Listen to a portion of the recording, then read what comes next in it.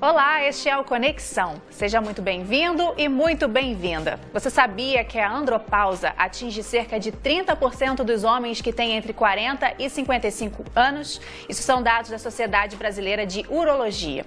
Você conhece quais são os sintomas? Acha mesmo que é o mesmo que a menopausa?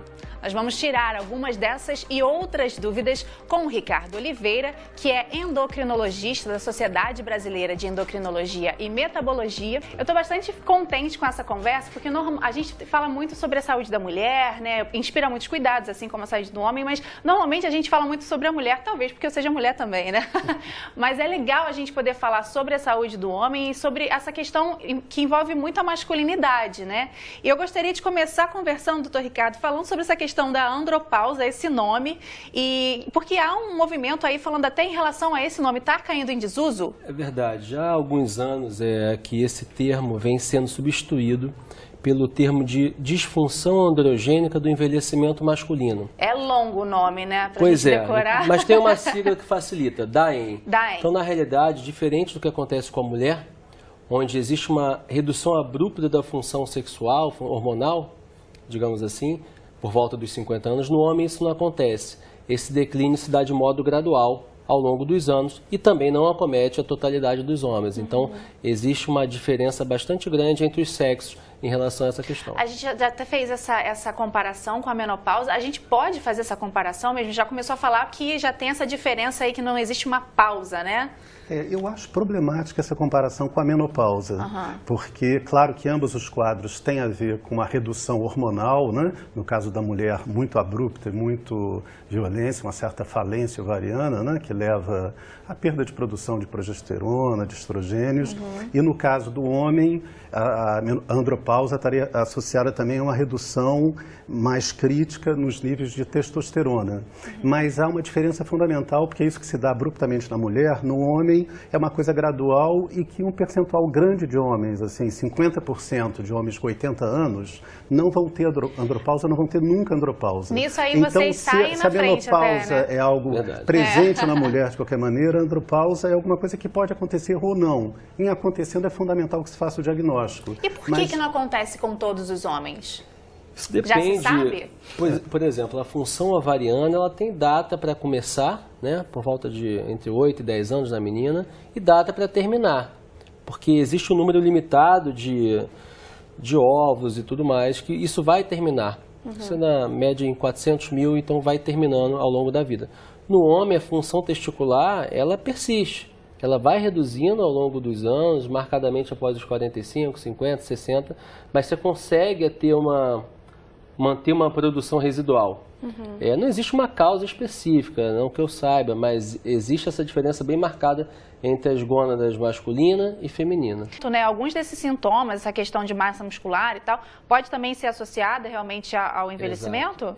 O Carlos tocou muito bem, né? A questão do déficit de testosterona, que é o principal hormônio sexual masculino. Mas, na realidade, a maioria dos sintomas eles são inespecíficos, né? Então, fadiga, cansaço, diminuição da função erétil, são coisas que se confundem com o próprio envelhecimento. Sim. Então, muitas vezes, o paciente não procura diretamente o endocrinologista, então pode ir inicialmente no psicanalista ou outras especialidades, no ortopedista, no próprio geriatra. Então, muitas vezes isso não fica bem marcado. Então, é importante que médicos e profissionais de saúde saibam, tenham conhecimento dessa entidade clínica, para que diante da suspeita clínica, através dos sintomas, porque o paciente não vai trazer esse diagnóstico. Eu estou com suspeita de andropausa, não é assim que funciona. Ele vai jogar uma série de sintomas inespecíficos, redução de libido, perda de força muscular, redução de massa muscular, sintomas depressivos. E aí, com esses dados, é importante que o profissional da área de saúde avente essa possibilidade.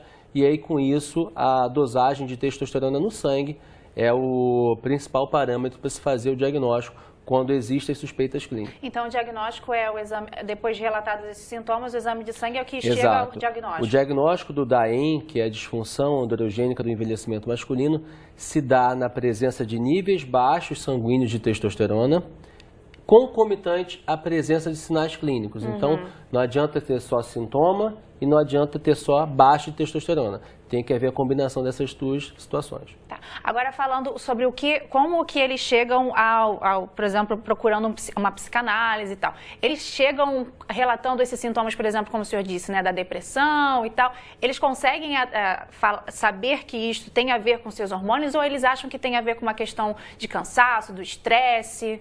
Olha, inicialmente, eu acho que nem eles, nem nós, assim, podemos saber que isso tem a ver com a questão hormonal. Isso é uma questão que vai ser fruto de uma investigação, né?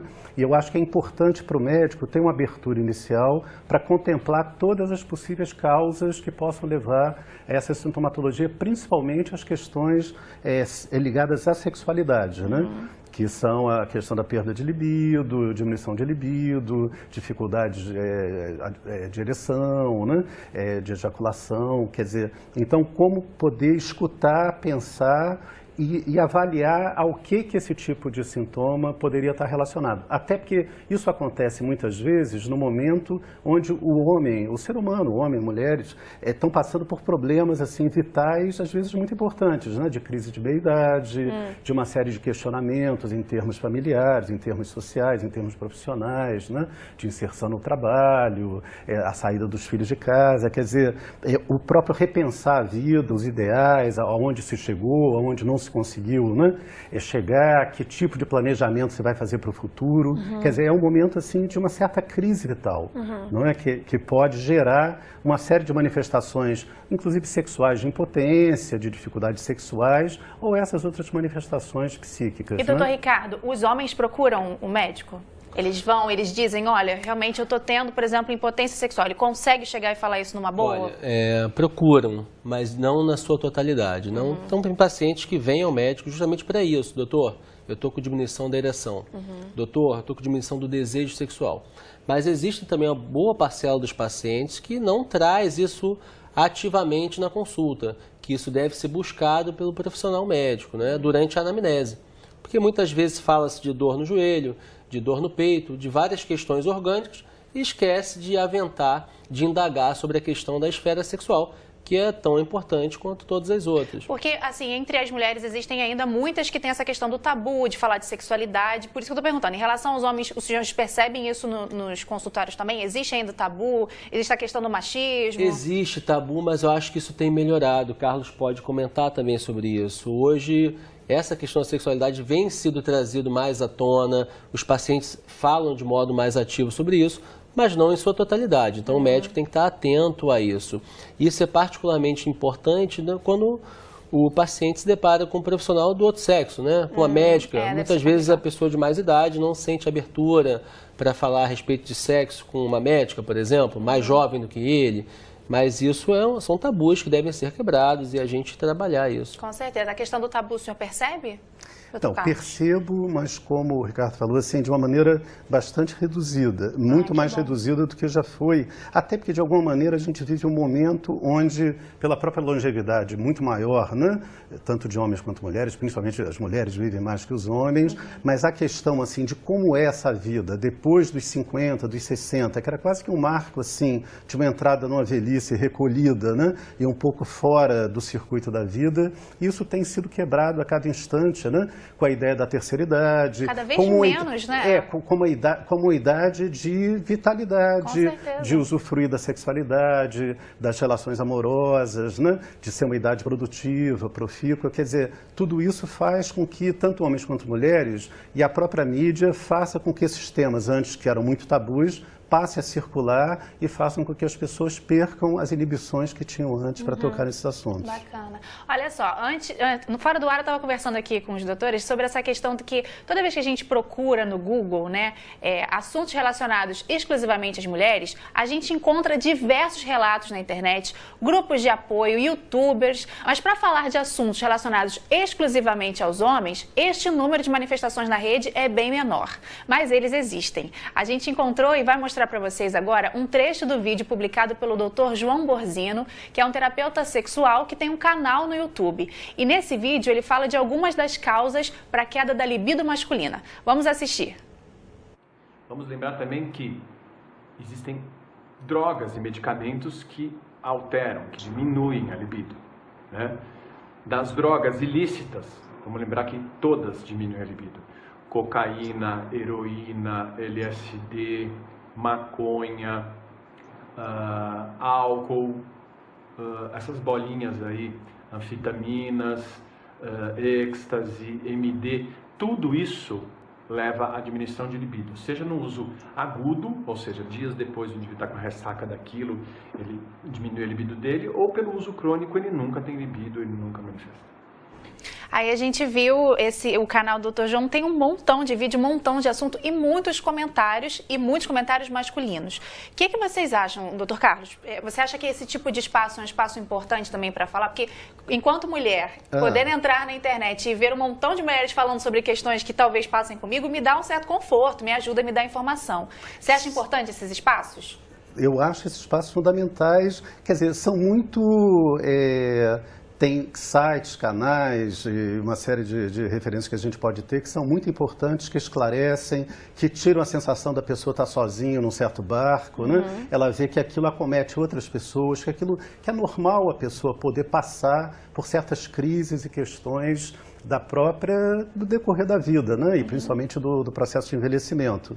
E isso traz uma certa saída de uma certa... um conforto, uma saída de um certo recolhimento. Agora, ao mesmo tempo, tem muitas coisas no YouTube que são muito também questionáveis, né? YouTube, internet e tal, quer dizer, informações às vezes precárias, né? Então a gente tem que fazer sempre um rastreamento, uma garimpagem para ver aquilo que realmente vale a pena. Tem que ser inteligente, mas, no geral, é uma troca de informações que facilita muito a vida das pessoas. Sim. Não sei o que o Ricardo acha Não, quanto a isso. concordo inteiramente, né? E a gente está vivenciando a era das fake news, né? Então não é tudo que a gente lê que pode acreditar.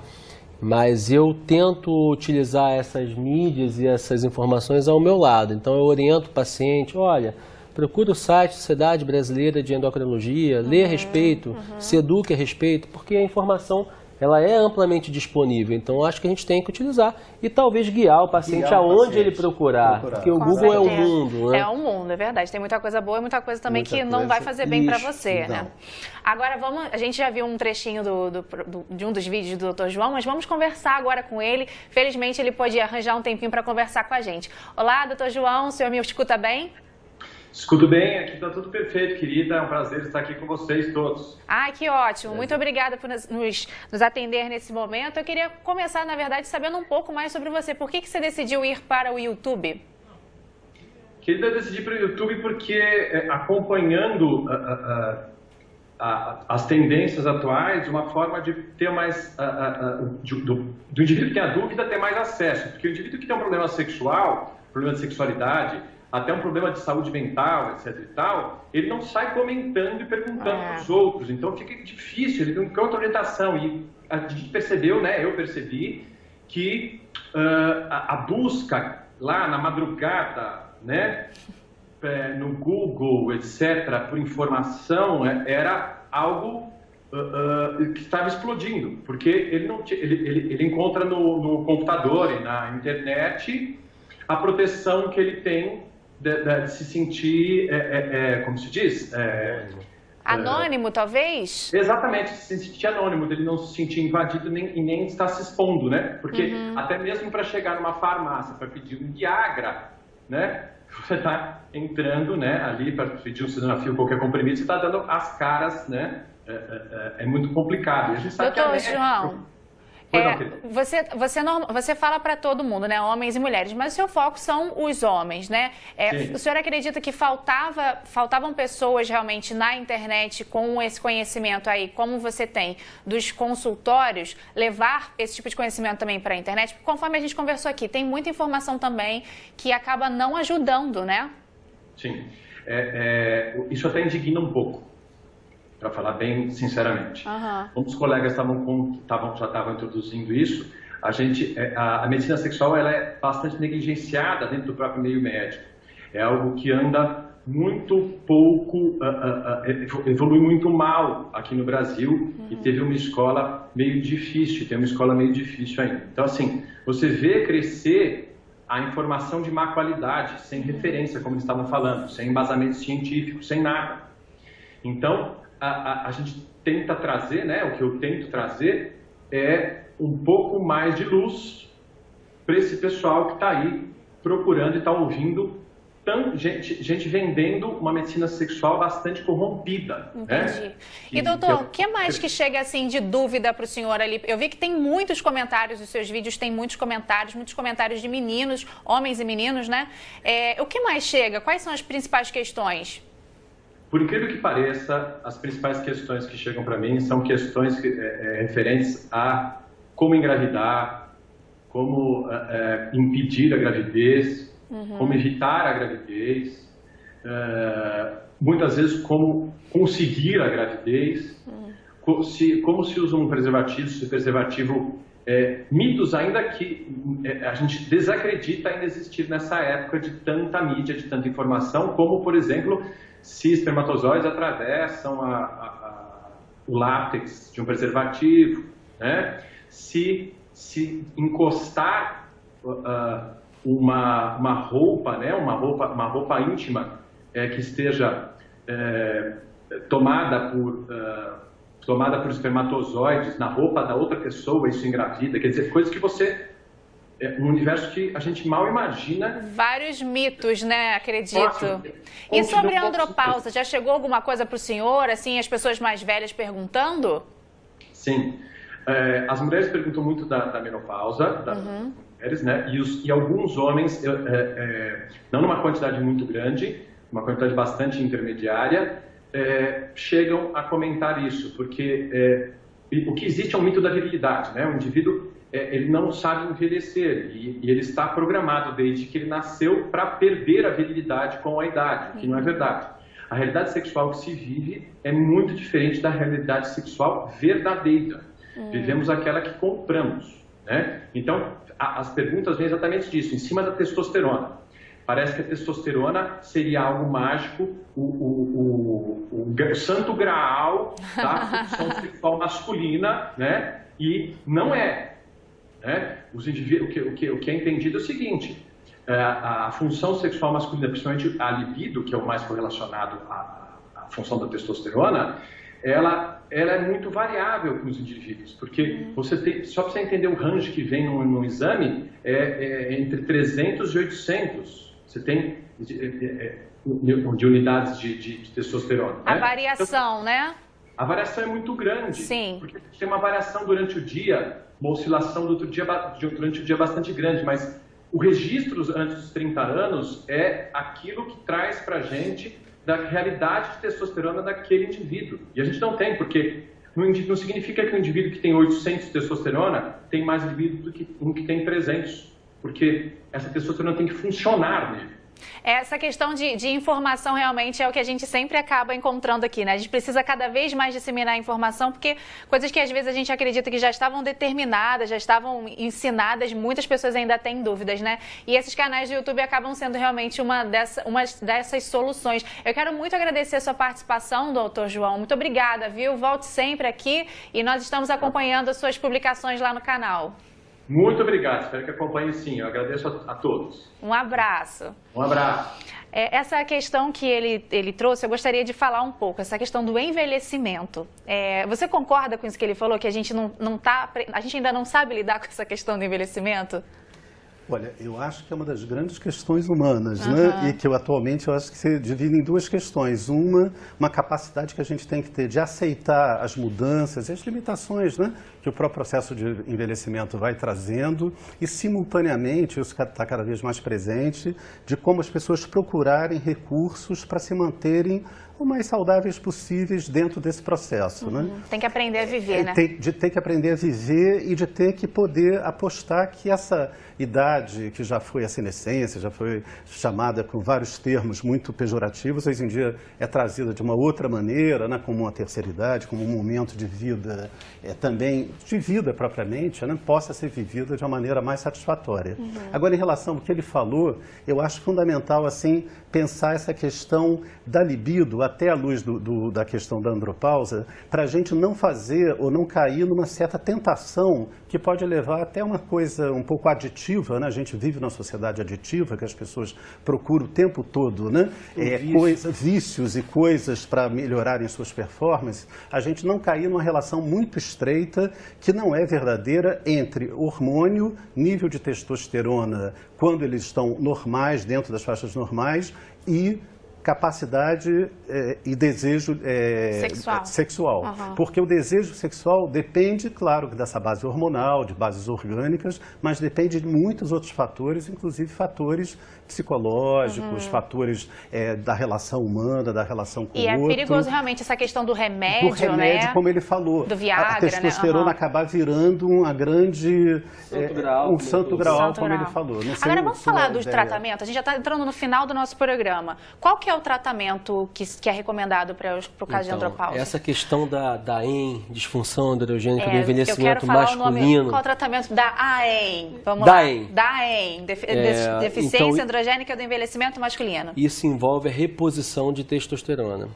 Mas é importante relatar que existem duas grandes correntes, uma favorável e outra contrária. Então, ainda assim, ainda que haja os sintomas e haja deficiência comprovada, existe uma corrente que acredita que, de fato, a reposição vai trazer inúmeros benefícios e o benefício supera os riscos, né? Mas existe uma outra corrente também que talvez os riscos inerentes a essa terapia acabe sendo superior aos benefícios. Então, benefício você tem melhora de vitalidade, você tem melhora da função sexual. Quando a gente fala função sexual, existem vários domínios, 8 domínios. Então, a maioria desses domínios pode ser melhorado com a reposição de testosterona. Entretanto, a reposição de testosterona pode provocar um discreto aumento de pressão arterial, um discreto aumento do LDL, que é o colesterol ruim. Então, isso deve ser, de fato, uma balança de prós e contras e deve ser definido em conjunto pelo médico e o paciente. Então, ainda que haja essa síndrome, a reposição deve ser bem discutida e isso não é consensual. Também existe controvérsia acerca disso. A gente está mostrando agora os sites, vamos terminar o nosso programa com essas dicas. Além das informações que você recebeu aqui, dá para pegar mais informações no site endocrino.org.br, que é o da Sociedade Brasileira de Endocrinologia e Metabologia.